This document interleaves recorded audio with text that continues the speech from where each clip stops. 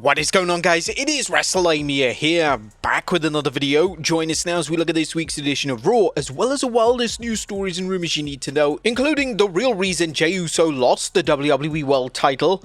JEY USO gives an emotional promo after losing, a WWE star set for a huge push, WWE is worried, WWE spoils a major return, and much more. Be sure to subscribe and hit that notification bell for daily wrestling videos, and follow us on Facebook for exclusive lists.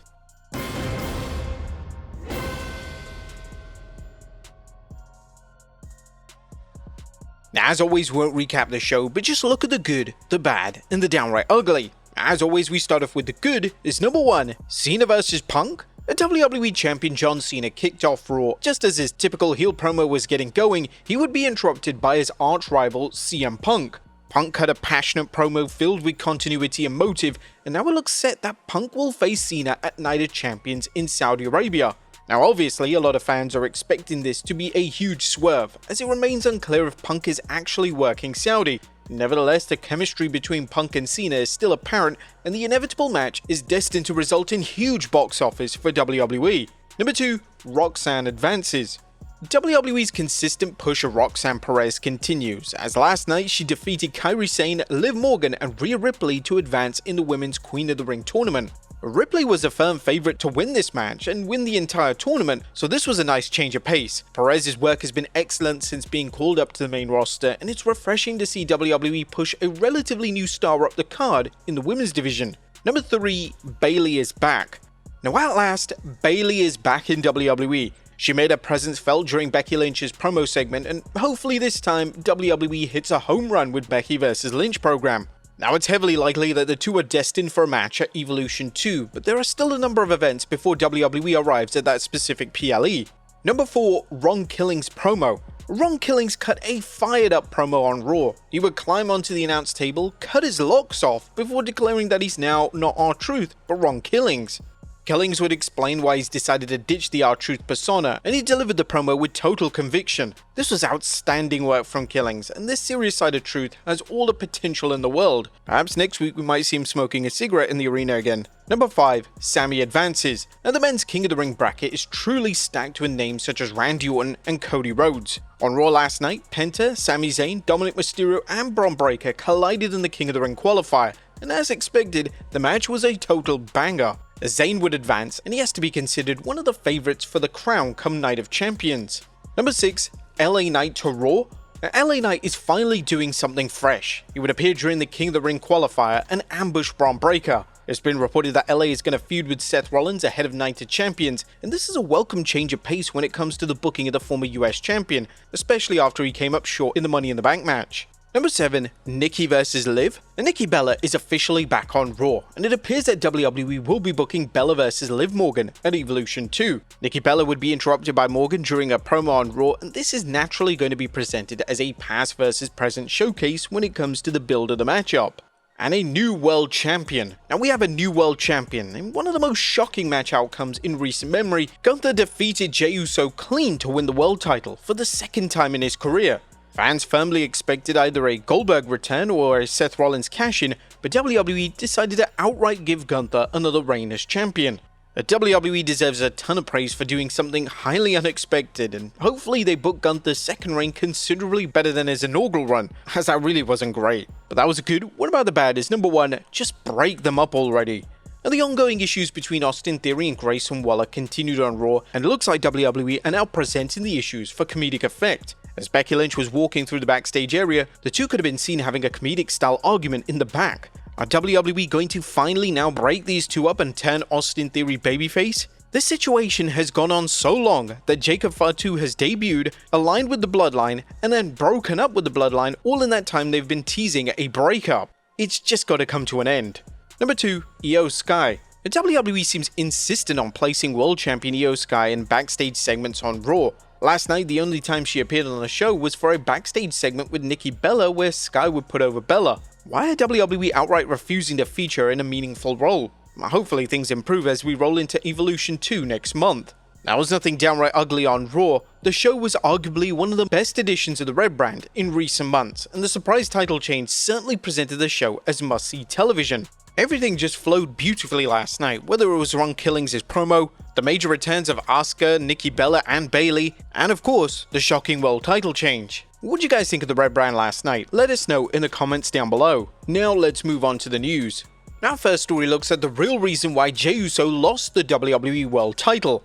Our top story today looks at the real reason as to why Jey Uso dropped the world title on Raw. Main event Jey Uso dropping the world title to Gunther on Raw was one of the most shocking title changes in recent memory. Fans firmly expected either a Money in the Bank cash-in or a Goldberg return, but WWE decided to deliver the unthinkable and deliver a Gunther world title win. Interestingly, Gunther himself referenced that everyone expected either a cash-in or a Goldberg return on the post-Raw show, so it's entirely possible that WWE didn't want to deliver what everyone expected. When it comes to Jey Uso's world title reign, it wasn't exactly being met with rave reviews by fans. Additionally, it's also been reported by Corey Hayes that WWE will be putting a new focus on in-ring action in the summer months, and there's not a better wrestler to lead the charge for this than the ring general himself, Gunther. The WWE giving Gunther another shot is in everyone's best interest, as they sadly flopped when it came to the execution of his inaugural run. A lot of the criticism directed towards the initial reign was that Gunther stayed away from all the top names, but now they actually have a chance to deliver a reign for the ages and allow him to wrestle names such as CM Punk,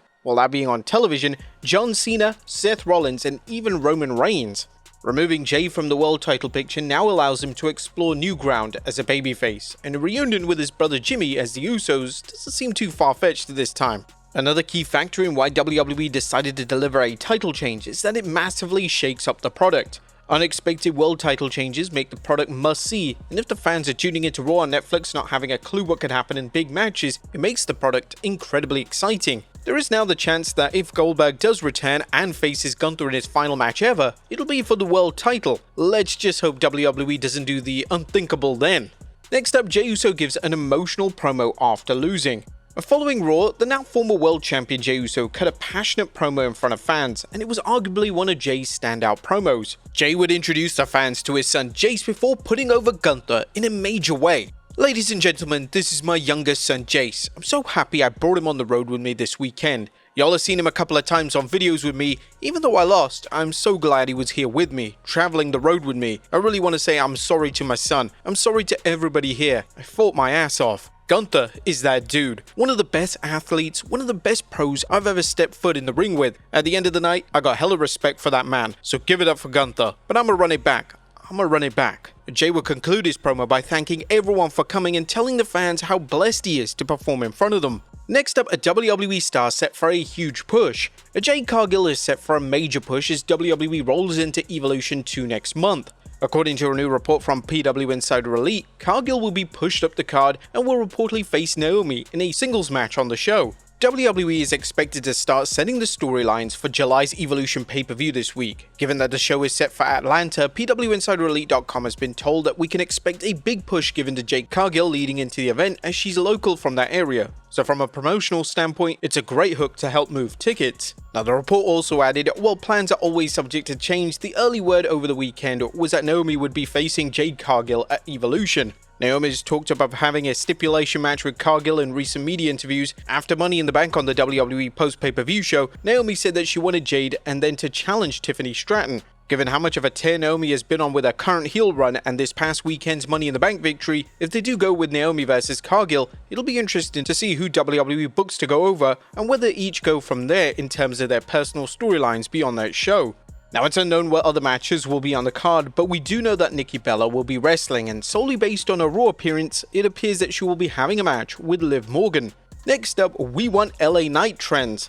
Due to fan outcry regarding LA Knight failing to win the Money in the Bank match this past weekend, fans are using the platform on X to voice their displeasure. Hashtag #WeWantLAKnight was trending yesterday, and fans were sharing their reasoning as to why WWE should push LA into a main event level role. LA made a surprise appearance on Raw last night, attacking Bron Breakker, so WWE are at least positioning him in a prominent role on the show. And now there are plans to have him feud against Seth Rollins. Next up, WWE spoils a major return. The WWE have received some criticism for announcing major returns ahead of time, and they decided to do it yet again on last night's Raw. On last night's broadcast, WWE announced via both the Queen of the Ring bracket as well as a vignette that former Women's Champion Asuka will be returning next week on the Raw brand. Now the promo came after the fact that fans saw Asuka in the bracket itself, so we kind of spoilt it from there. Asuka has been out of action with a serious injury for a considerable amount of time, so this is definitely a return that could have been kept top secret. If they wanted to include Asuka in the Queen of the Ring bracket, they could have easily used a to-be-decided style tease similar to what they're doing for the King of the Ring bracket, as there's a mystery man that's going to be competing in that tournament. Is it going to be Mr. Iguana making his main roster debut? Next up, WWE is worried. A fan demand to see Ron Killings led to the WWE pivoting when they came to cutting ties with Killings, and this fan outcry has WWE executives officially rattled. According to the latest Wrestling Observer Radio, there is concern that fans could influence the next round of cuts. They didn't count on this. WWE, it's funny because the whole thing is, it does prove the fans have a voice, and some people have gone, well, now that the fans know they have a voice and they can, hijack the show, which is exactly what everyone in WWE, I don't say everyone, but most people in WWE on the top side are in fear of. And now all of a sudden they did that, and it basically says like what happens with the next round of cuts. You know what I mean? It's like before, it's one thing where it's like whatever, but this next round of cuts, it's like people are gonna go, hey, we could just get this guy back if we're sad. Now, he's definitely right in the sense that fans made WWE change their executive decision. However, fans protesting regarding an executive decision isn't anything new. You can even date this kind of fan behavior back 2 decades ago with the infamous firing of Matt Hardy, as fans rallied and managed to get him back on WWE television. And finally, is Limp Bizkit's Fred Durst making a new WWE theme?